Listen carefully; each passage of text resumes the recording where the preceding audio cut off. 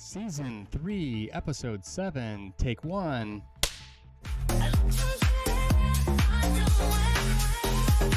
Welcome to Quantum Kinetics First Diffusion, Season 3, Episode 7. I'm here with Bryton Rodgers, Chief Production Officer.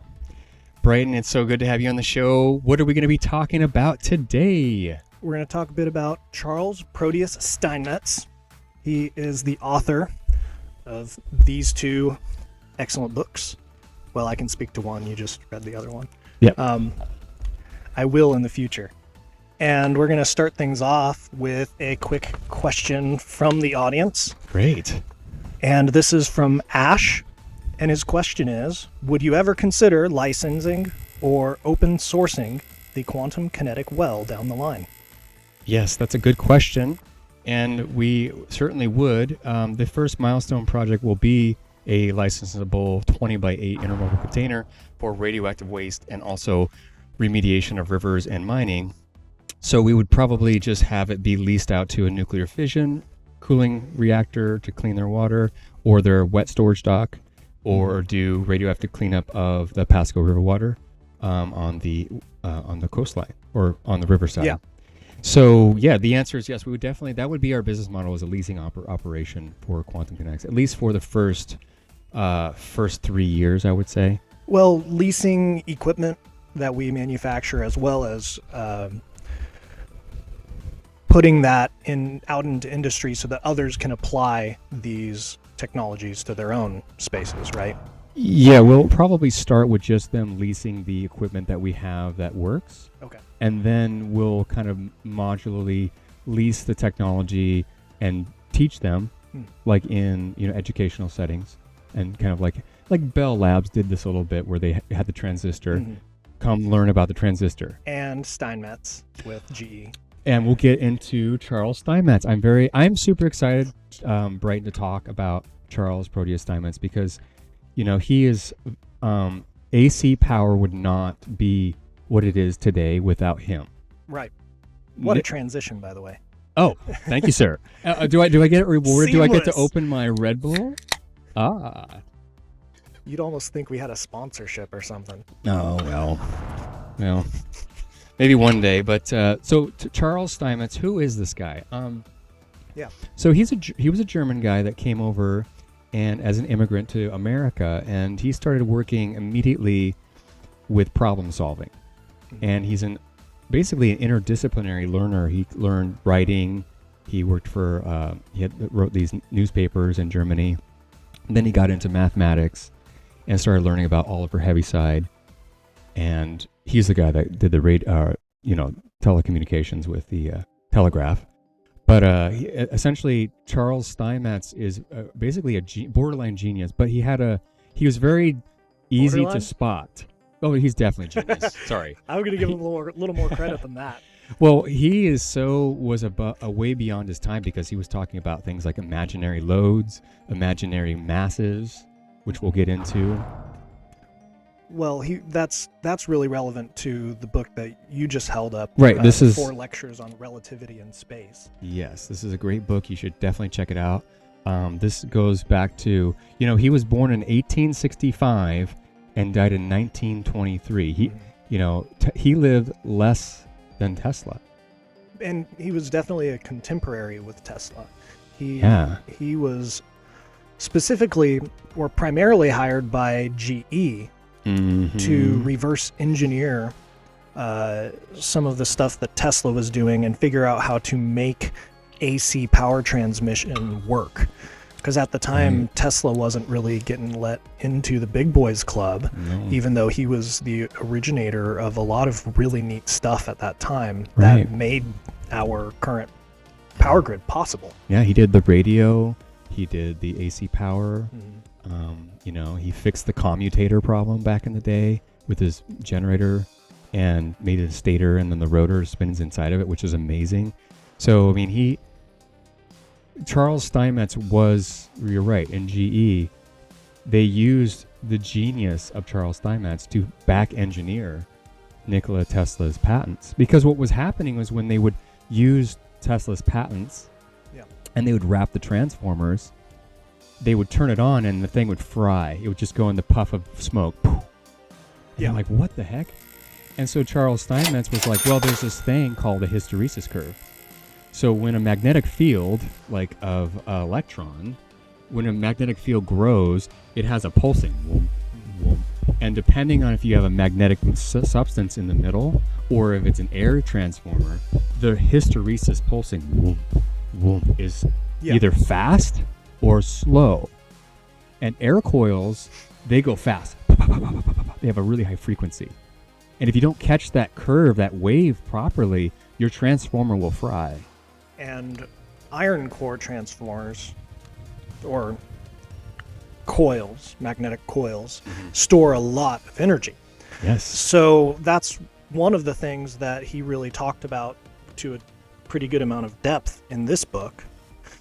And it was really exciting for me to see writing from somebody talking about some of the more important nuances about electrical behavior with the interchange of energy between the electric and magnetic fields and how those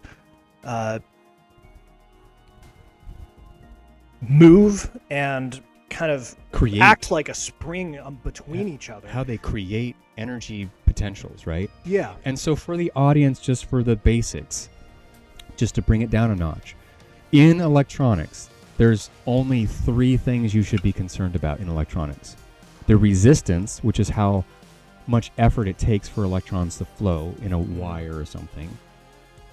And then the capacitance, which is how much the electrostatic charge builds on a plate. Okay. And then the next is the inductance, which is the coil of wire around which makes a magnetic field grow. Right. And each one of those has a very special thing called a phase angle, which we'll talk about later. That's the big thing he discovered, was phase angles. And I find it really interesting that his scoliosis of his back, because he was a 4-foot man who had scoliosis humpback syndrome. And I find it interesting because his big discovery is about the AC, because his back was curved like a wave. Yeah. And the scoliosis effect that happens in your spine, it makes a triangle. Like your spine normally is like a square, but each vertebrae, but his was like a triangle, which is like sine, cosine, so tangent. Like from the side. Yeah. The vertebrae were kind of pressed down on yeah, the and side. it gave this angle like with a hypotenuse. That's why he had that weird. But that's the thing about the arc length and the phase angles of electricity and transformers is like this guy, he lived in his body the electricity design. Yeah, it's kind of... It's weird. The world's a funny place sometimes, isn't it? He had some really profound stuff in here also about making sure to draw a clear difference between the presence of a dielectric or a magnetic field and the actual effect inside of the materials, because you have materials with different permeability and permittivity, and that's why when you put a piece of iron inside of a coil, you get a much stronger magnet with less current through that coil than if it's just air. That's energy storage in the circuit. And the frequency drops too. If you put the core in, the resonance, the reactance and the resonance changes and it goes to a lower frequency. And that's why if you use like stainless wire around a transformer, it really drops the frequency down. It makes it more like an earth core, where it has like Schumann resonance of 7.8. It's like boom, boom, boom, boom. Like it's a really slow heartbeat. Versus if it had air inside the planetary core, it would be like, like. And actually, in stars, there's stars that are really quick. They're called pulsars, because they have. I would say that they have basically a water. A quasar. I'm sorry, I'm quasar, not a pulsar. A quasar. Well, also another point there that he makes a lot of effort to cover is that topic of reactance, or basically how responsive an electrical circuit is to different kinds of stimulation. When you have mismatches, you were having transformers blow up. But he also has a lot of pictures in there of oscillographs. And this, I think, I think this was early on when oscilloscopes hadn't really become a mainstream measurement tool. Like we have those in every college electronics lab to measure circuits and watch how they're behaving. Garage now, like everyone has one. I have one in my office, and I haven't used it in a while. I know Tesla would have been like totally, floored if he could see the actual current and the voltage on a screen. I know he would have just been giddy as a schoolboy. They were having to operate with a lot less detailed information than we have now, but they still figured out pretty much everything that we operate with now for our electronics circuits. But there were a couple quotes in these books, one that you wanted to read off relating to gravity, but then I also had one that I found really exciting to read about. That's closely connected to what we're doing. And this is what is this. I'm going to read about gravity, and this is from the general relativity lectures. And I want to make a point that Faraday, when he was writing in his journal, he said that when a coil of wire is discharged on a Faraday battery, that he wrote in his journal that there's something strange about this, and I think it has to do with gravity, is what Faraday said. I'm going to read to you what Charles Steinmetz said about gravity.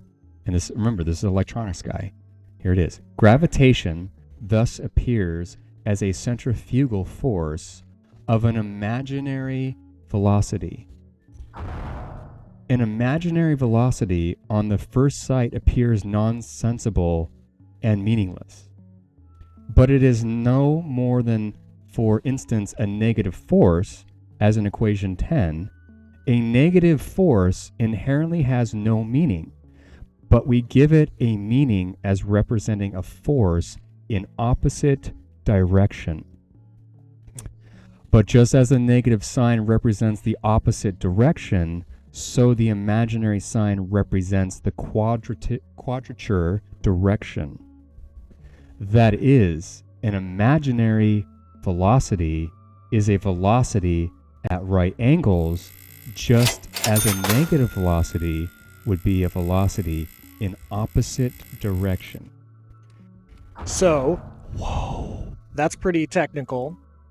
There's a lot of jargon there. So, it might be good for the audience to have a little bit more of an explanation of and he does what's that going on there. In equation 10 here, it says, the equation F net equals ma? The first thing you learn in physics. Mass times acceleration. Yeah, it's one of the basic relations. In high school, in high school, the first thing you learn in physics is F net force equals mass times acceleration. Mm-hmm. But in his equation here, he says that F force equals negative m times a. Yeah, so he's tying in the imaginary number sets, which are kind of a hard negative mass topic to wrap your head around. Which is antimatter. He calculated just with math the idea that there's a negative mass going another direction before Paul Dirac came on the scene and found antimatter with his equations. It's kind of the implied reaction force to something that occurs, because you have something pop into existence out of the Dirac sea, which came into the lexicon a little bit after Proteus's 20 years timeline. About was 20 years. Yeah, because he died in 1923, and then the Dirac sea hit the floor around 1940, 1945. Yeah, so that's your antimatter, that's your anti-proton, that's your anti-electron, or positron. And it's crazy how someone who's a mathematician, electronics expert, is hinting at it. Yeah. Without knowing it. And so that goes, why? There's some foreshadowing there for sure. My question to you now is, like, if he had this idea of anti-mass, why would he even think of that and even come up with that thought by studying electronics? Because you're the more math side of this, right? To be able to glimpse into the mind of a super genius, I don't know how he made that connection, but it stood up and has been continuously involved in our deeper levels of physical exploration that we do. My quote from this book again, I'm just going to keep pushing this book because I liked it so much. I will say this. This is why we don't... This is, ladies and gentlemen, this is why we don't burn old books, because these books are valuable. Yeah. So, I'm trying to find that page that you had pulled up. Oh, there we go. So, I was reading through here, and I got a little quote early on in the book that kind of made me think. I'm like, is he saying what I think he's saying? And he said, thus far, the only source of cumulative oscillation seems to be an energy supply over an arc, especially an unstable arc. So here he's talking about when there's arc discharges in an electrical system, they seem to want to keep going, resonating. And when you're looking at an electrical circuit, it's got energy stored in fields around that portion of the circuit. And if that goes away, it gets discharged and released. Like this. It takes time for energy to kind of flow back in along the circuit. But when he was having these arcs kick off, they wanted to keep oscillating to the degree that they'd make things go boom in bad ways and make power shut down for areas.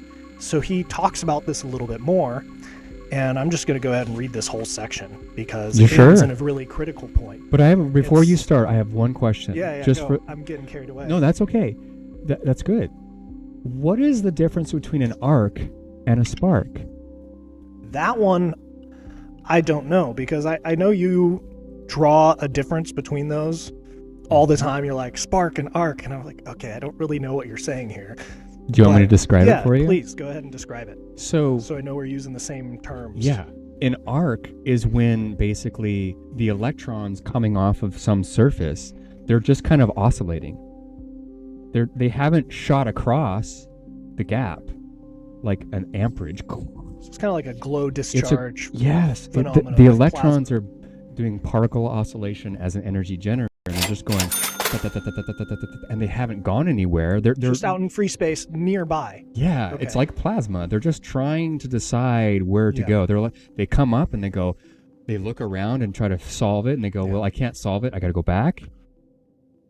So I think if people wanted to find a good image of what we're talking about there with the, you said arc, right? That's what you're called. That is an arc, and a spark is when the electrons actually shoot off, and they hit the anode, and it damages it. It's when that circuit becomes closed, and it's able to 100% totally release closed, that energy. Yeah.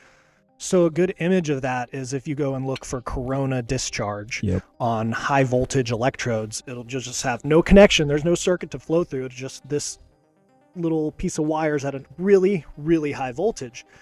And it starts glowing around it in kind of a little cloud, like it's got its own atmosphere. I will tell you, that's interesting that you say atmosphere, because I'll tell you this. I thought that as I said it too. There is actually a dark glow discharge. There is there's multiple characteristic types of glow discharge, actually. Like the sun, right? It's got its coronosphere and then its ionosphere. It's got like layers to this cake or plasma cloud. Yep, you got it. Everything in the universe wants to discharge. Right. And then with the spark, you would equivalent. It's death. You'd basically call that what a lightning strike is. Oh yeah. On the atmosphere of the Earth. It's high amperage, discharging all at once. And by the way, back to the book, Charles Steinmetz, that's one of the things he discovered was how to do lightning arresters in industry. It's one of the things he worked on too. Right. Go ahead.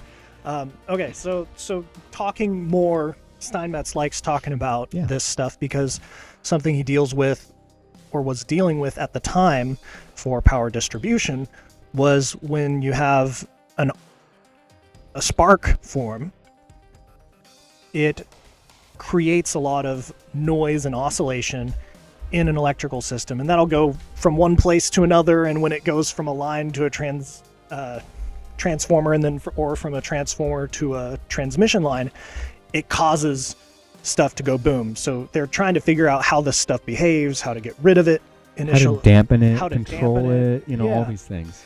And he gets to page 123 of the book.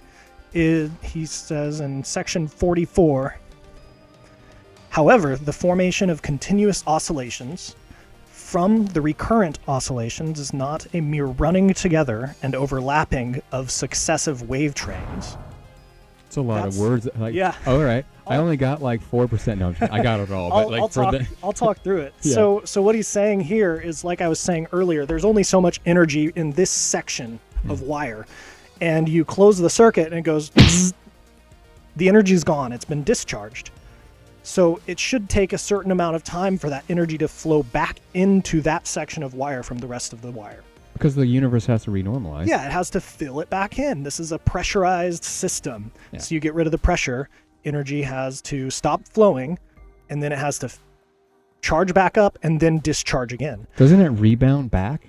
It's like a tennis ball hitting another, like right. You throw a tennis ball at a wall and it bounces off and makes noise. Bong. Right. So the point he's getting at here is, in order for these oscillations to keep going, at some point these will occur frequently enough that they stack up and create high amplitude oscillations that are occurring at a much faster rate than that discharge and refilling cycle can occur based upon their measurement of the wire. This reminds me of like what the stories of Oliver Heaviside were. They were in the telegraph room and there was an Aurora Borealis event outside, and they were doing telegraph, and then all of a sudden they just get shot with a bolt of lightning from the key machine.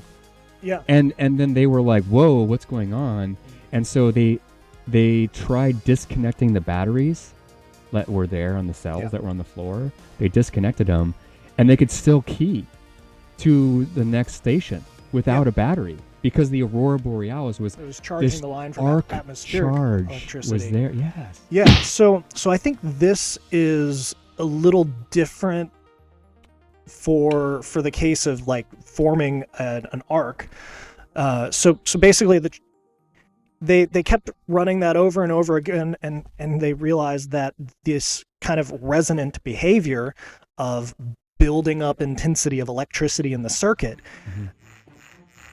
would not be occurring unless there was energy coming into that wire from somewhere that was not the rest of the wire in that circuit. So if I'm understanding you correctly here, you're saying that there's one pulse, there's a renormalization, but during the renormalization, somehow there's extra energy being forced in from the universe into the wire? There's more energy. There's more energy coming into that wire to create that continuing ringing in the circuit than is being run through the wire itself.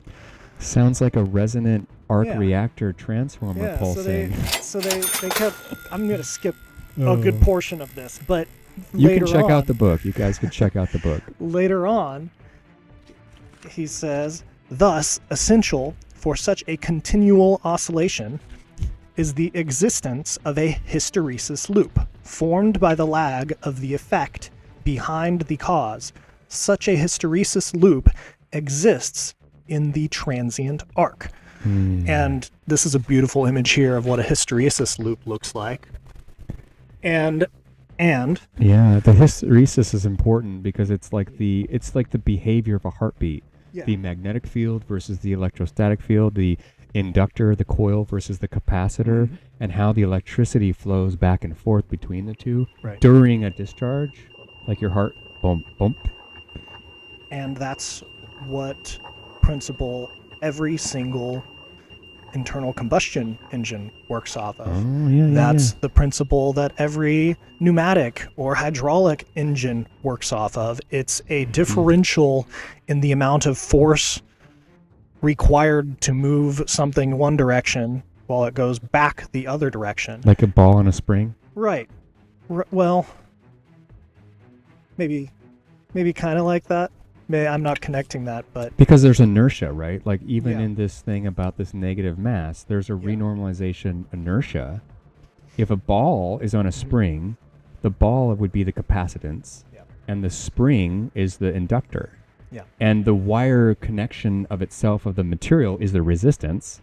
Right. And so if I pull down, it's going to go wom, wom, wom, wom, wom, wom, wom, wom. Yeah, but if you pull down and then pull down again at the right time... Ooh, you get me all excited. then you get this crazy resonant behavior in your system. Yep. And that's how that's a transient that gets that's controlled. where this hysteresis in the transient arc comes from, which is an incredibly important piece of history for the science of electricity, and I think it's an incredibly underappreciated or maybe underknown phenomenon that we figured out almost 100 years ago now.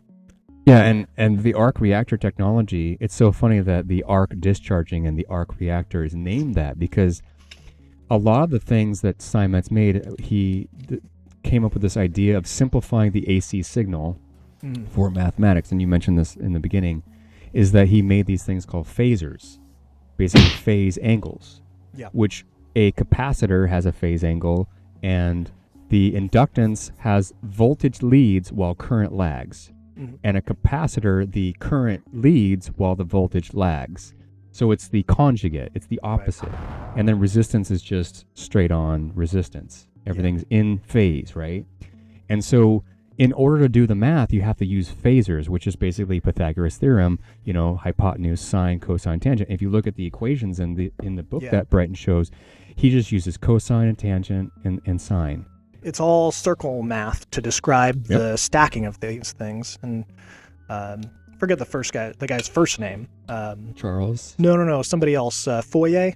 Oh, who yes, did Fourier curve. wave analysis, and he broke up really complicated systems into a combination of sine, cosine, tangent.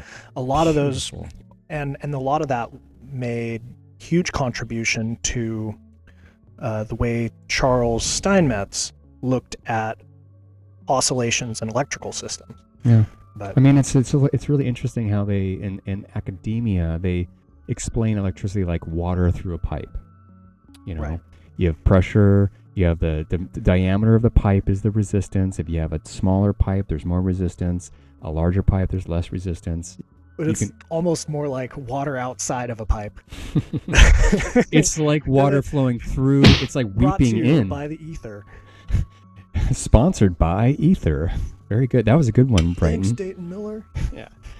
Well, you know, like, it's so great to see that, like, all of these great people from the past, like Oliver Heaviside, Charles Steinmetz, Nikola Tesla, James Clerk Maxwell, and Faraday. And I want to say this, that the idea of the Maxwell's demon way back in 1880 and 50, the founding father of electromagnetism, Maxwell, was writing about this demon that could break the laws of the second law of thermodynamics. He was hinting at it. He couldn't do it. He couldn't prove it because he didn't have semiconductors. Didn't have the technical capacity at the time, or manufacturing capacity. I mean, he didn't even really know what a semiconductor was. He just knew that something was conductive or non-conductive, an insulator or a conductor, and that's it. And so to go, we here at Quantum Kinetics are just basically, we're on the shoulders of giants. You know, we're just normal people that work really hard, but we have learned from the past and taken their ideas and just taken the next step. There's nothing strange about that. Plus, a willingness to look in the right places is also important. There's a bit of luck involved. Which leads me to a question for you, sir. The nature of luck is debatable, but... Well, luck is when preparation meets opportunity. Right. And I'd say that we have a lot of luck. But the question I wanted to ask you about the where to look. Would you... as in, like... Look at the, but like, where to find like a dramatic. This is entertainment, guys. It just reminded me of that squirrel that looks back and goes dun dun dun. Yeah. The where to look is not as intuitive anymore as it used to be, because like these old books, they're not like, you don't get this book at the university and say, hey, you got to read this book. You're given a textbook that the professor wrote, which costs $400. Because you're taking his class or her class, right? And I think there's a lot of problems in our academia where it's like playing telephone line. Like, a lot of these professors who are teaching electricity didn't have anywhere near the level of intimacy with the phenomena by personal experience of exploration that the guys like Tesla and Faraday and Steinmetz had. So the way they thought about these things were very, very different, and a lot has gotten lost in translation. Plus, when people come along and restate these same ideas in different ways, you have a scientific community that is like a bunch of crabs in a pot trying to climb out. They're pulling the one that's almost out back down so frequently through the very action of the peer review process. Wow. It's like if you're visual. Wow. Right, you're creating something new. Is that pot getting hot? Nobody else has figured this out or seen this before, and you're trying to tell everybody, but people are like, no, that's not possible. And they've got these concepts of how things work crystallized into their mind as if we have the ultimate truth already, when the history of humanity and scientific exploration is that we don't and can't possibly know everything. It's foolish. It's an exploratory process. We're finding new things that we didn't know about. So it's foolish to even think that you know everything. First of all, like, to say that the academic edifice is the all-knowing, all-powerful God Almighty on planet Earth. It's like, a replacement what? of Really? one religion for another, in my opinion. Yeah, I would agree with that. But kind of a very dysfunctional form of religion. Well, it gets really kind of crazy because then you get this I don't want to thing- get too political, but I was just going to say that word, but I mean, we maybe we don't need to say it because we already can imply that we know that, right? Yeah. Like the crabs trying to crawl out of the crab pot that's getting hot. That, I mean, say no more, sir. Say no more. Yeah. You win-win, right? You get it. It's a pretty vivid image, but it's powerful and true. I think that's why it has so much weight. You know, and I think that's why this discovery was made by, quantum kinetics, because, we think outside the box. We're trying something new. We're trying something different. We're, if we keep doing the same thing over and over and over and expect different results, I mean, that's a definition of insanity, right? So, like, if someone's trying something different and in a unique way and being persistent, that's how innovation comes about historically. Right. And that innovation can't be suppressed forever. It won't be. It won't be. It won't be. Can't it simply be. can't be. And I mean, it's just an ongoing process of like, all right, well, we're designing the details, we're working through this stuff, creating plans, getting ready to go into action. Yeah. And it's a very, very detailed and work intensive process, but it's also very rewarding. I've deeply enjoyed what we've been doing on this stuff. We're just beginning, sir. Like, this is really like just the tip of the iceberg. And when I spoke with the COO of Google way back in 2020 over dinner, he said to me, the invention itself is the easy part. The commercialization of the invention is the hard part. Because then you have to convince a bunch of people who don't have any frame of reference to understand what you're talking about. You're literally walking in as the crazy homeless guy. I've got fusion in my pocket watch. Yeah. And you very well might have that fusion in your pocket watch, but it takes some time to bring people around to your side, and it's learning how to have meeting of the minds with people who don't quite see what you're seeing. And it takes a lot of work to help them see it too. It's a brain trust, right? You have to have trust in the idea. You have to have trust that you've done your due diligence, and we sure have here at Quantum Kinetics. We've taken 10 years of our lives and dedicated it to science and the discovery of being honest, and kind of humble and not saying anything until it was absolutely positively time to say something. Right. Like, we got published in peer review with NPJ Nature and Clean Water with 3 reviewers with high acclaim, like, we've never seen this technology before. This is an amazing, device. We need to see this device everywhere deployed in the whole world. You're definitely going to get published, and we're super excited. And when peer reviewers tell you that, and then you wait 2 years to even say anything in press releases, we waited 2 years. We got published for the world record in nuclear fusion for holding 150 million degrees on well water and seawater for 8 hours, 6 consecutive tests in a row with different electrodes, aluminum and stainless. We still hit those temperatures. Did we say anything? Nope, we stayed quiet. Not for a while, yeah. We stayed quiet for 2 years. Only when we did the uranium test with radioactive rad waste and transmutated the uranium into tungsten, thorium, and lead and reduced uranium by 80%. That 24 hours. Correct. That is when we knew we can no longer be quiet. We have to spread the word and scream it at the top of our lungs because we got it. And we can turn lead into gold too. I was just going to slide that one in there. Actually, I'll go ahead and just tell the audience, like, if in astronomy, there's only one way to make gold. You want to know what it is? A neutron collision. Neutrons colliding with each other neutrons. Neutron flux. Or knocking off protons. Which is one of the things that is considered the gold standard. For fusion. Alchemy. Is neutron flux. And we've brought this up before, but I think it's worth repeating, is our reactor is doing its stuff inside of water and inside of other materials that do an excellent job of slowing down and stopping neutrons. So when we're measuring stuff from the outside of the device, it at the levels where we're measuring X-rays, we're not seeing neutron flux outside of it. It's safe for anybody standing nearby it. Yeah, it's not a problem.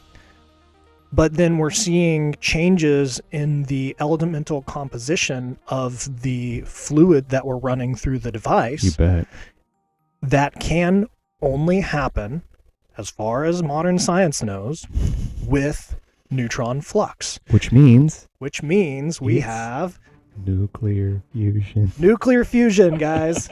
Yeah, and it's working continuously in our device. And I'll say this too, Bryton. When we detect the X-rays on the outside of the Delrin of the reactor, we're detecting X-rays in the air. Like the air around the reactor is renormalizing to what's going on inside the reactor. Right. And comparatively to like an X-ray machine at a hospital, these are very low energy X-rays. They're not traveling the same distance, right? Well, some of them are higher, right? I have a great transition for that. So Nikola Tesla, and this is the big thing about Nikola Tesla, he made an X-ray machine where you could stand in front of the X-ray machine and not die. But if you had the GE X-ray machine and you stood in front of it, you would go to the grave because it was like 150 keV to 250 keV X-rays. It would basically kill you. But Tesla had a lower energy X-ray machine that you could stand in front of it and it wouldn't kill you. Wait a minute, what? That sounds like our reactors. There's some similarities here in some of the results we're getting to some of these people in the past. Historic. And that was well before the concept of nuclear fusion was out in circulation. Right. And they didn't because this was even pre 1910, 1920s. Yeah, so that was before the Manhattan Project. Oh, Manhattan Project was 1943 to start, and then they finished in 1945 with the bomb, Trinity bomb. I had it in my head a decade earlier than that. Then the transistor came on board in 1947-ish, right after that. Because, I mean, to trigger the Trinity bomb, they had to have a sequence of firing mechanisms that fired all at once to fire into the internal cavitation. So that was a huge improvement and huge advance in electronics at the time to be able to get that kind of coordination. And synchronization. Can you imagine, like, all you have is a switch. Yeah. And all you have is a relay. Right. Well, that'd be trivial now with the technology we have. And, you know, relays, the arm relay between when you fire it down and the solenoid has to fire, there's a lag. And so now all of them would fire. So you have manufacturing differences. That was an enormous technical accomplishment at the time, especially considering a lot of that stuff was mechanical. I want to say that maybe they had a pseudo transistor for the Manhattan Project. I think that they didn't tell anyone. That's conspiratorial. To make that work? But I think they may have figured out a very Helmholtz resonator style triggering pin. All right. Well, that might be good for another podcast on its own. There's no information on that. I just made that up on that part. But I will say this. Let's do the seance and talk to the ghosts. Find out. Because none of those guys are still alive. No, dude, everyone's gone. Right? Everyone's gone. They're all... And this is... That record kind of went to the grave with them. Of course it did. Yeah. Of course it did. Well, it's probably in a secret vault somewhere, a record of what they did, but well, I mean, that might come out. There's some electronic devices that are national security, like there's certain I'm not going to get too deep into this, but there are certain electronic devices that are basically national security, and they're the size of your pinky, but they're super classified, and they're super duper rare. And Israel actually stole 1,000 of them once. Oh, no shit. Yeah, and they got in big trouble for that because they wanted to make their own bombs. So, again, to fire a thermonuclear bomb, you have to have a certain pin firing device. Okay, so some pretty specialized stuff. I guess no surprise there. Well, I mean, we're able to do nuclear fusion sustained at small little, like, pulses, controlled. Right, yeah. Same thing with a transistor. Now we can. And I would say that people in the past in special projects probably knew about some of this stuff, but those are so deep, dark projects that, they're not going to come to the light of day. Right, stuff that takes until now for it to become a little bit more mainstream for awareness. Well, the reason why it needs to come out now, Bryton, is because we actually have to do something with it. Like, we actually have to save the environment. We have to stop the rad waste. For example... 2025. They're dropping. A judge just cleared a private nuclear fission company. They're going to drop 45,000 gallons of rad waste into the Hudson River. Okay. This is where money over people. What? This sounds like a setup or precursor to another Teflon manufacturing problem, because at the time when they first started manufacturing it, they were just releasing the byproducts of the manufacturing process into the environment. And holy heck, a lot of people got poisoned and had a lot of problems and a lot of cattle, and that was just a disaster. Now, it's like of a very similar scale to how asbestos was before we started learning how to handle it more appropriately. Or smoking. And it's not to say that the thing itself is evil. Like, Teflon's a hell of a product. It is. It's one of the few things that can hold up in a lot of industrial and processes and environments. It's a great gasket material. Try machining it. It's kind of a hard one to machine. Yeah, is it kind of slippery? I think I've heard about that before. It slips. And same with asbestos. It's extremely fireproof, but you sure don't want to breathe it in. And it's similar with fission, like power without a bunch of airborne pollutants from boiling steam from a spicy rock. That sounds pretty cool to me. Pardon my French, but we also have to deal with the byproducts of these things responsibly. And up until now, nobody's known how to deal with it other than put it in a tank, hope the tank doesn't break before you come and check on it again in 20 years, and just keep doing the same thing. And we have an option for dealing with that doesn't involve allowing it to slowly release into the environment until we don't care anymore, or until our civilization collapses.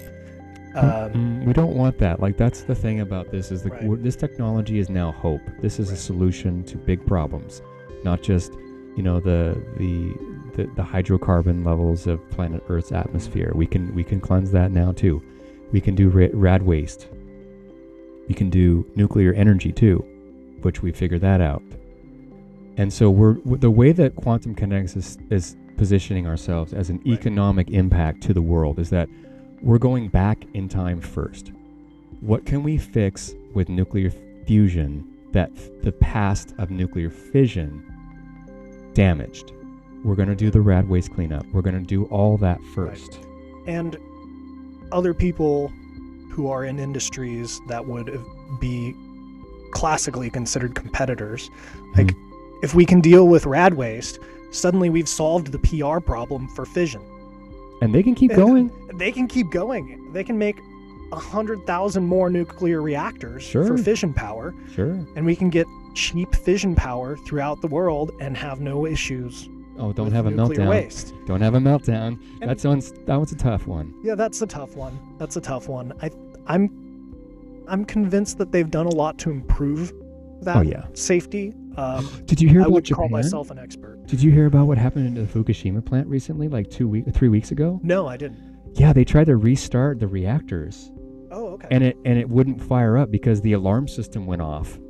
Okay. And they were like, they had to shut it down. So ever since 2011. So this has been a long ongoing process to get it back I don't think they're ever going to running. get back on, bro. I think it's done. I think Fukushima's power plant is done because in 2011, the Fukushima power plant blew because it overheated. Yep.